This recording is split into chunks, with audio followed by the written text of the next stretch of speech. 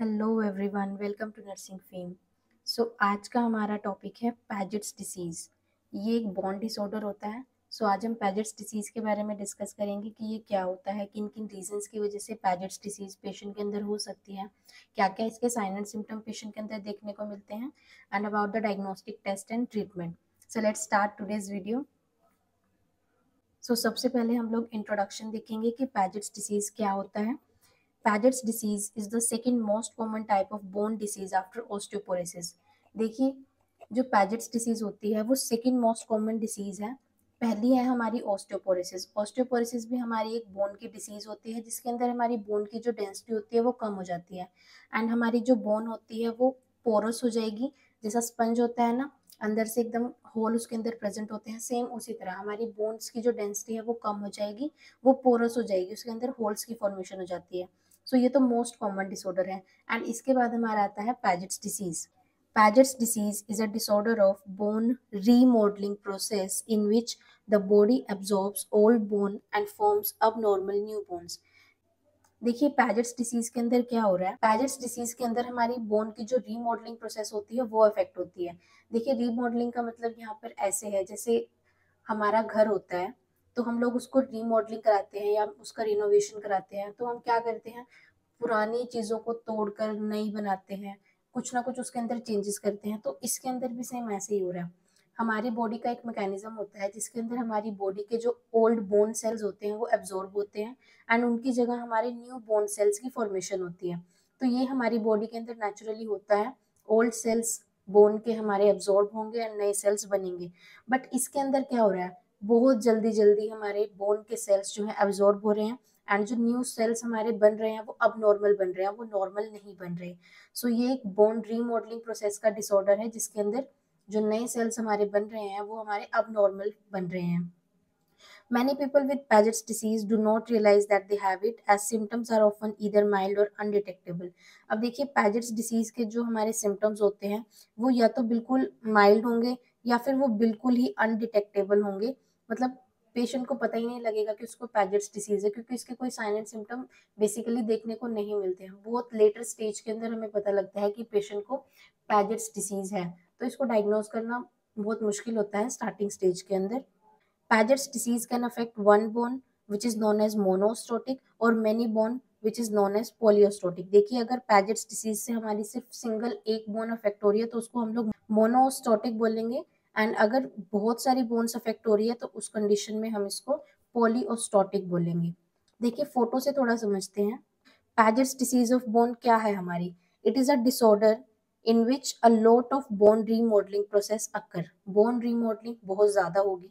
इसके अंदर क्या होगा, एब्जॉर्प्शन बहुत ज़्यादा होगा, जितना नहीं होना चाहिए उससे ज़्यादा होगा। एंड उसके बाद जो हमारी न्यू बोन्स बनेंगी वो डिसऑर्गेनाइज्ड बनेंगी। ठीक है, देखिए, बोन्स बहुत ज़्यादा एब्जॉर्ब होंगी हमारी बॉडी के अंदर, एंड जो न्यू बोन्स बनेंगी वो डिसऑर्गेनाइज बनेंगी, वो नॉर्मल शेप साइज की नॉर्मल डेंसिटी की नहीं बनेगी, वो डिसऑर्गेनाइज बनेंगी, जिसकी वजह से हमारे स्केलेटल के अंदर डिफॉर्मिटीज हो सकती है, हमारी बोन्स फ्रेजाइल हो सकती है, एंड पोटेंशियल फ्रैक्चर्स के रिस्क हमारे बहुत ज़्यादा बढ़ जाएंगे। तो ये हमारा पैजेट्स डिसीज का एक सिंपल सा फ्लो चार्ट था यहाँ पे, जिसके अंदर क्या हो रहा है, बोन की रिजॉर्प्शन बहुत ज़्यादा हो रही है, उसके बाद जो बोन्स बन रही हैं वो डिसऑर्गेनाइज बन रही है, जिसकी वजह से स्केलेटल डिफॉर्मिटीज आएंगी, बोन्स फ्रेजाइल होंगी, एंड साथ में फ्रैक्चर होने के चांसेस बहुत ज़्यादा बढ़ जाएंगे। एंड अफेक्ट सिंगल बोन और सेवरल बोन, ये हमने डिस्कस कर लिया है। अब हम बात करते हैं पैजेट्स डिसीज की डेफिनेशन के बारे में। Paget's disease is also known as osteitis deformans. इसको हम लोग ओस्टाइटिस डिफॉर्मेंस भी बोलते हैं। क्यों? Osteitis word is related to bones and deformans means deformity. इसके अंदर हमारी बोन्स की डिफॉर्मेशन हो रही है, हमारी बोन्स की जो फॉर्मेशन हो रही है वो प्रॉपर नहीं है, इसलिए हम लोग इसको ओस्टाइटिस डिफॉर्मेंस बोल रहे हैं। Next, it is a rare chronic bone disorder in which there's excessive resorption and formation of bone. हमने ऑलरेडी डिस्कस कर लिया है कि पैजेट्स डिसीज के अंदर बोन्स का रिजॉर्प्शन बहुत ज़्यादा एक्सेसिव हो रहा है, एंड जो न्यू बोन्स की फॉर्मेशन हो रही है वो भी बहुत एक्सेसिव हो रही है, बट वो डिसऑर्गेनाइज्ड हो रही है, वो नॉर्मल बोन्स नहीं बन रही हमारी। This is the process by which your body break down old bone and create new bone. देखिए, पैजेट्स डिसीज के अंदर क्या हो रहा है, हमारी बॉडी ओल्ड बोन्स को ब्रेक डाउन कर रही है एंड न्यू बोन्स को फॉर्म कर रही है। सो इसका हम एक बार एक्सरे देखते हैं। देखिए जो हमारी यहाँ पे एक लेग दिखाई गई है पेशेंट की, ये हमारी नॉर्मल लेग है एंड जो अदर वाली हमारी बोन है ये हमारी अफेक्टेड है विद पेजेट्स डिसीज, क्योंकि इसके अंदर हमारी जो बोन की शेप है वो नॉर्मल नहीं है, वो डीफॉर्म हो चुकी है। अब हम बात करते हैं साइट्स ऑफ पैजेट्स डिसीज कि हमारी पैजेट्स डिसीज कौन कौन सी बोन्स को अफेक्ट कर सकती है। देखिए any of your bones can be affected by Paget's disease but most commonly affected bones are, वैसे तो ये किसी भी बोन को अफेक्ट कर सकती है बट कुछ मोस्ट कॉमन हमारी साइट्स होती हैं जिन बोन्स को ये अफेक्ट करती हैं। तो उसके अंदर पहली आती है हमारे पास स्कल, मतलब जो हमारा फेस वाला एरिया होता है। नेक्स्ट हमारी स्पाइन जो हमारी वर्टिब्रा हो गई। थर्ड वन पेल्विस जो हमारा पेल्विक एरिया हो गया। नेक्स्ट हमारी लेग की बोन्स जो हमारी फीमर हो गई, टिबिया। डायग्राम भी यहाँ पर हमें एक दिखाया हुआ है। इस फोटो के अंदर हमें क्लियरली सारी बोन्स मेंशन कर रखी है जिसको हमारा पैजेट्स डिसीज अफेक्ट करता है। सो देखिए first one is skull, after that spine, pelvis, leg bone which include femur and tibia. So ये हुई हमारी साइट्स ऑफ पैजेट्स डिसीज जिन बोन्स को हमारी Paget's disease most commonly affect करती है। अब हम बात करेंगे कॉजेज की कि ऐसे कौन कौन से रीजंस हैं जो पैजेट्स डिसीज को अकर करा रहे हैं। The exact cause of Paget's disease are not known yet but these factor can play a role in causing Paget's disease. देखिए अब तक जो पैजेट्स डिसीज का एग्जैक्ट कोज है वो तो हेल्थ केयर प्रोवाइडर्स नहीं पता लगा पाए हैं, बट कुछ ऐसे फैक्टर्स है जो बहुत इंपॉर्टेंट रोल प्ले करते हैं पैजेट्स डिसीज के अकर होने में। सो डिस्कस करते हैं। First one is genetic factor. देखिए पैजेट्स डिसीज जो होती है वो जेनेटिक फैक्टर पर डिपेंड करती है। अगर आपकी फैमिली के अंदर कोई हिस्ट्री है पैजेट्स डिसीज की तो वो आपको भी अफेक्ट कर सकती है in later stages of life. Next environmental factor. अगर आप किसी ऐसे इन्वायरमेंट में काम करते हैं जहाँ पर किसी तरह के कोई केमिकल का वर्क होता है तो इस तरह के इन्वायरमेंट में काम करने की वजह से भी आपको पैजेट्स डिसीज होने के चांसेस रहते हैं। Third one lifestyle factors. बहुत सारी हमारी ऐसी बैड हैबिट्स होती हैं जो कंट्रीब्यूट कर सकती है फॉर हैविंग पैजेट्स डिसीज, जैसे कि पुअर डाइट, अगर आप अच्छी डाइट नहीं ले रहे हैं। बोन इंजरी, अगर आपको बोन इंजरी हुई है किसी तरह की, आपकी हड्डी के अंदर कोई चोट आई है पुरानी, एक्सीडेंटल हो सकता है, ट्रॉमा हो सकता है, डायरेक्ट हिट हो सकता है, बोन फ्रैक्चर्स की कोई हिस्ट्री है। And fourth one is measles virus, but हमने इसको रेड कलर से मार्क किया है with question mark because it's under query. ये कंफर्म नहीं है कि मीजल्स वायरस से अगर पेशेंट अफेक्ट होगा तो उसको पैजेट्स डिसीज होगा, बट ऐसा मोस्ट ऑफ द केसेस के अंदर देखा गया है कि जिन पेशेंट को पैजेट्स डिसीज हुआ है उनको लाइफ में कभी ना कभी मीजल्स वायरस ने अफेक्ट किया है। तो इसलिए हम इसको कॉजेज के अंदर मेंशन करते हैं। एक बार हम फोटो से थोड़ा समझ लेते हैं। देखिए पहला फैक्टर था हमारा जेनेटिक्स, अगर फैमिली के अंदर हिस्ट्री है तो आपको भी हो सकता है। Next one is local factors, अगर रिपीटेटिव मैकेनिकल ट्रॉमा हुआ है, बोन इंजरी हुई है कोई पुरानी, कोई एक्सीडेंटल की हिस्ट्री है तो उस कंडीशन में ऐसा हो सकता है।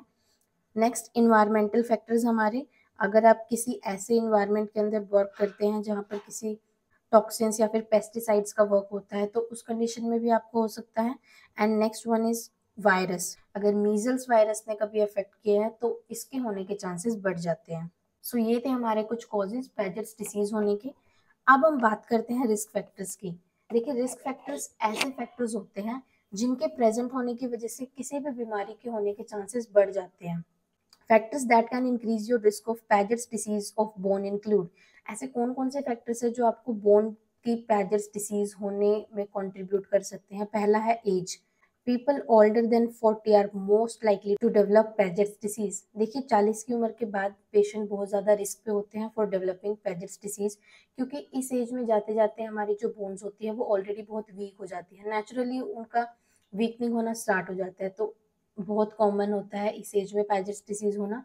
तो ये हमारा पहला रिस्क फैक्टर है। Next is sex.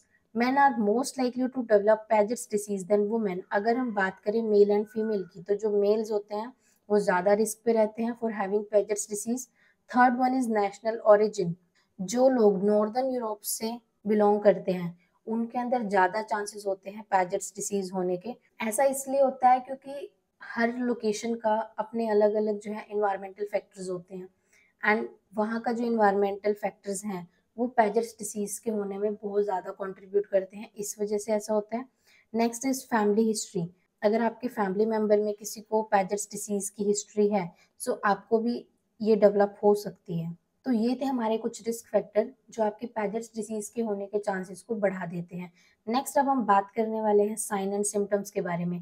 देखिए वैसे तो इसके sign and symptom generally patient के अंदर नहीं आते, वैसे तो ये असिम्टोमेटिक होता है, बट कभी कभी इसके सिम्टम्स देखने को मिल सकते हैं। देखिए it is generally asymptomatic but sometimes patient experience mild symptom. अब हम पढ़ेंगे कि वो कौन कौन से सिम्टम्स हैं। Symptoms depend on which bone are affected. अब देखिए इसके सिम्टम्स इस चीज पे भी डिपेंड करते हैं कि आपकी कौन सी बोन अफेक्ट हुई है।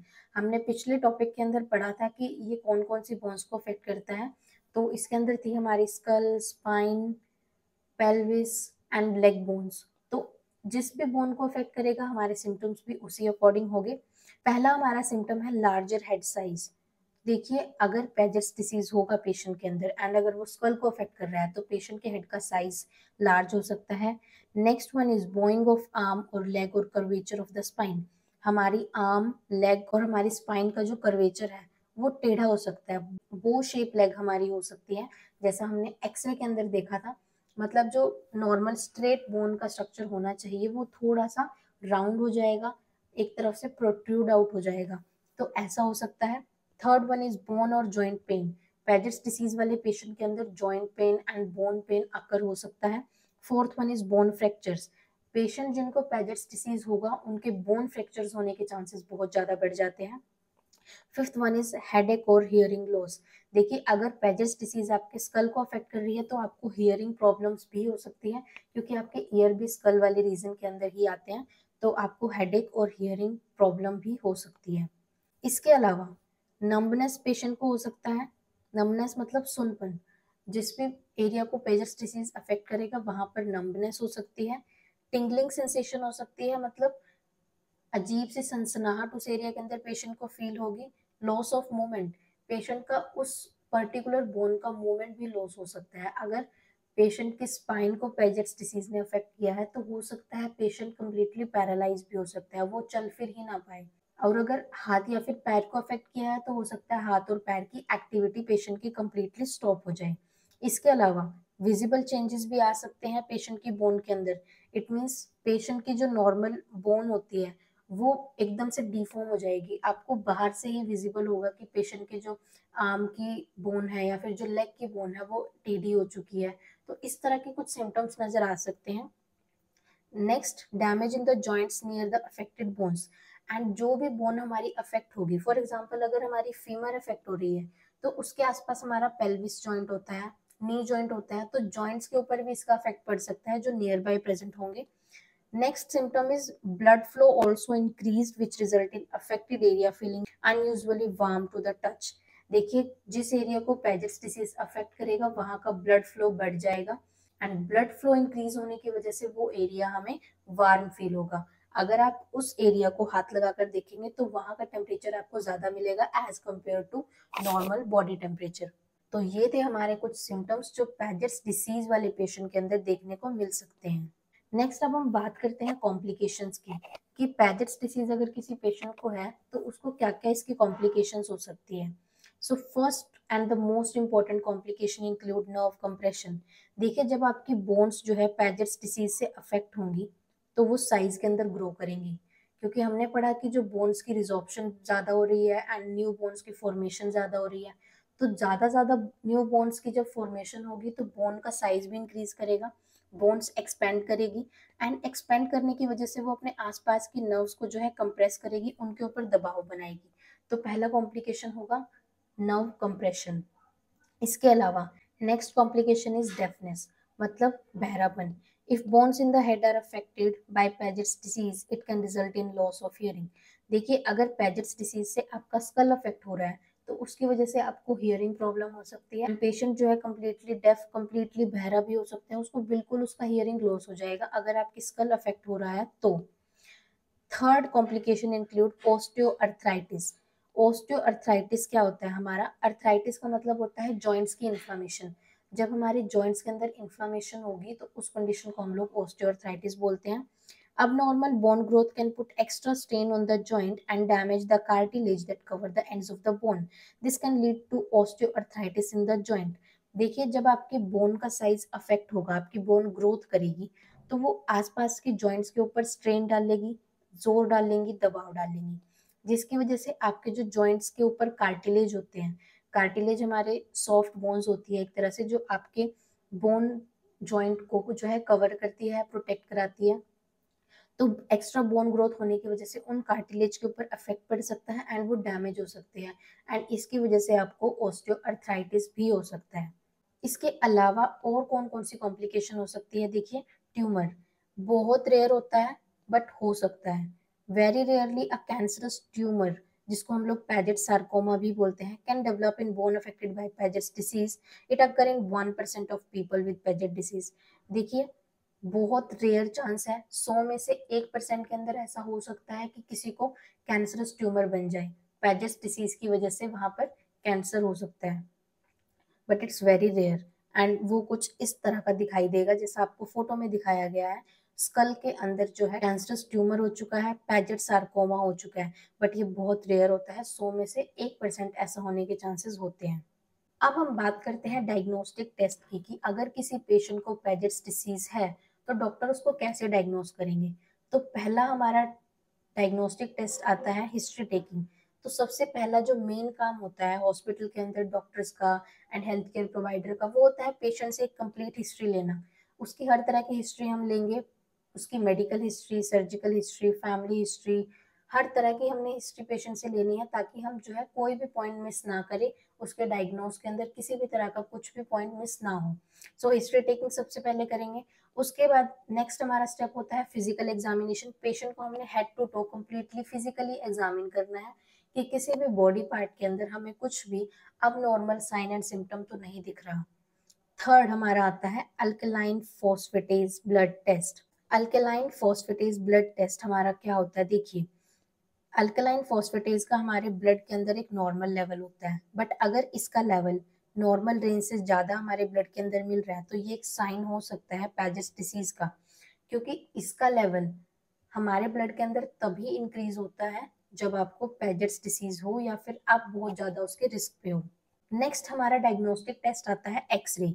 एक्सरे जो होता है इसके अंदर हमें कंप्लीट जो है बोन की इमेज देखने को मिलती है, तो इससे हमें बहुत क्लियरली विजुअलाइज हो जाता है कि बोन के अंदर किसी तरह की कोई डिफॉर्मेशन तो नहीं है, तो इससे भी हमें पैजेट्स डिसीज को डायग्नोस करने में बहुत हेल्प मिलती है।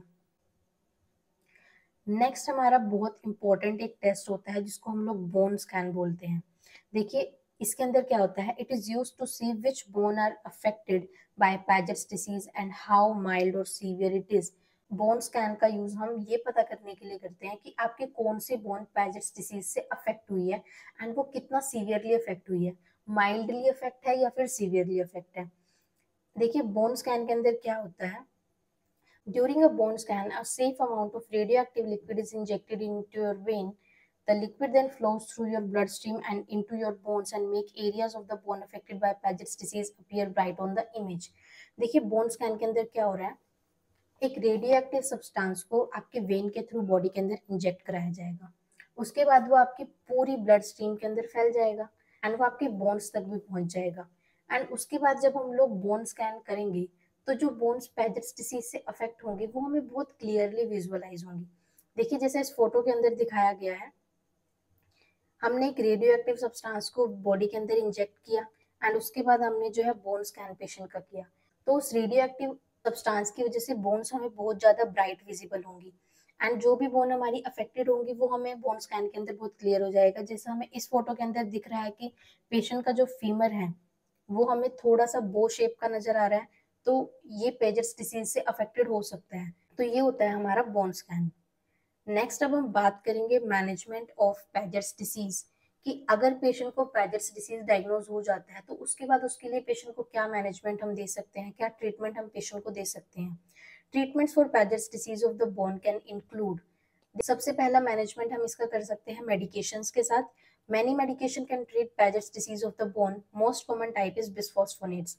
देखिए बहुत तरह की मेडिसिन पैजेट्स डिसीज के अंदर हेल्थ केयर प्रोवाइडर प्रिस्क्राइब कर सकते हैं, बट मोस्ट कॉमन इसके लिए बिस्फॉस्फोनेट्स का यूज किया जाता है। बिस्फॉस्फोनेट्स का मेन फंक्शन हमारा क्या होता है, they act mainly on the cells that break down old bone to regulate the process of bone renewal. देखिए बिस्फॉस्फोनेट्स हमारे क्या करते हैं, ये उन सेल्स के ऊपर काम करते हैं जो बोन्स को एब्जॉर्ब करने का काम कर रहे हैं एंड बोन्स को नया बनाने का काम कर रहे हैं। सो बिसफॉस्फोनेट उनके ऊपर एक्ट करेंगे एंड उनको रेगुलेट करेंगे, उनकी फंक्शनिंग को रेगुलेट करेंगे। तो ये जल्दी जल्दी बोन की रिजॉर्प्शन नहीं होने देंगे एंड जो डिफॉर्म बोन्स हमारी बन रही थी उसको ये कंट्रोल करते हैं। They often help to ease any bone pain caused by Paget's disease. And जो बिसफॉस्फोनेट्स होते हैं वो बोन पेन को भी रिलीव कराने में हेल्प करते हैं। पेजेट्स डिसीज की वजह से बोन और जॉइंट पेन हो सकता है, तो उसको भी ये रिलीव कराएंगे। If you have pain resulting from joint damage or pressure on the nerves, then you may also need painkillers such as paracetamol or non-steroidal anti-inflammatory drugs such as ibuprofen. देखिए medications के अंदर बिसफॉस्फोनेट के अलावा हम symptomatic medicine का भी use कर सकते हैं। जैसे कि अगर पेशेंट को पेन हो रहा है, बहुत ज्यादा पेन अगर पेशेंट को फील हो रहा है, तो वो पेन किलर्स का यूज कर सकते हैं, जैसे कि पीसीएम हो गया या फिर हमारे non steroidal anti inflammatory drugs हो गई। बट किसी भी मेडिसिन का यूज आपको खुद से अपनी मर्जी से नहीं करना है। कोई भी मेडिसिन आपको बिना डॉक्टर की प्रिस्क्रिप्शन के यूज नहीं करनी है। सबसे पहले आपको अपने डॉक्टर से कंसल्ट करना है, उसके बाद ही आप किसी तरह की मेडिसिन का कोई यूज कर सकते हैं। Doctor might also prescribe vitamin D and calcium as supplement and Paget's disease वाले पेशेंट के अंदर डॉक्टर्स जो है विटामिन डी एंड कैल्शियम के सप्लीमेंट्स भी प्रोवाइड करा सकते हैं ताकि वो बोन स्ट्रेंथ को इंक्रीज कर सके। इसके अलावा फिजिकल थेरेपीज भी बहुत ज़्यादा हेल्पफुल होती हैं बोन की स्ट्रेंथ को इंक्रीज करने में, बोन्स की मूवमेंट को इम्प्रूव करने में। फिजियोथेरेपिस्ट जो होते हैं आपको मसल स्ट्रेंथनिंग एक्सरसाइजेस करा सकते हैं, जिससे आपको सिम्टम्स के अंदर बहुत ज़्यादा रिलीफ मिलेगा। इसके अलावा तीसरा हमारा ट्रीटमेंट आता है सर्जरी। देखिए कुछ कंडीशन के अंदर मेडिसिन एंड थेरेपी से भी हेल्प नहीं मिलती है। अगर आपको सीवियरली अफेक्ट किया है पेजेट्स डिसीज ने, तो सर्जरी एक लास्ट ऑप्शन बचती है। You might need surgery to fix or improve complication of Paget's disease of the bone. अगर आपको कॉम्प्लिकेशन बहुत ज्यादा हो चुकी है पेजेट्स डिसीज की वजह से, जैसे कि आपके हिप जॉइंट हो गया, नी जॉइंट हो गया, वो डिफॉर्म्ड हो चुका है कम्प्लीटली, उसके अंदर बहुत ज्यादा प्रॉब्लम्स आ रही है, तो इसको लास्टली आप सर्जरी के साथ ही फिक्स करा सकते हैं। Some surgeries include knee or hip replacement surgery to align deformed bone and surgery to enable bone fracture to heal in a better position. देखिए सर्जरीज करा सकते हैं, जैसे कि हिप रिप्लेसमेंट हो सकता है, नी रिप्लेसमेंट हो सकता है अगर पेजेट्स डिसीज ने इनको अफेक्ट किया है तो। एंड अगर पेजेट्स डिसीज की वजह से फ्रैक्चर किसी बोन के अंदर हुआ है तो उसको बेटर पोजीशन के अंदर हील कराने के लिए सर्जरी परफॉर्म की जा सकती है। तो ये थे हमारे कुछ ट्रीटमेंट ऑप्शंस पेजेट्स डिसीज के लिए। आज की वीडियो के अंदर सिर्फ इतना ही। अगर आपको कोई भी डाउट हो इस वीडियो से रिलेटेड तो आप लोग कमेंट कर सकते हैं। एंड अगर वीडियो अच्छा लगा हो तो प्लीज लाइक कीजिएगा, कमेंट कीजिएगा, शेयर कीजिएगा एंड चैनल को सब्सक्राइब कर लेना। Thank you for watching everyone.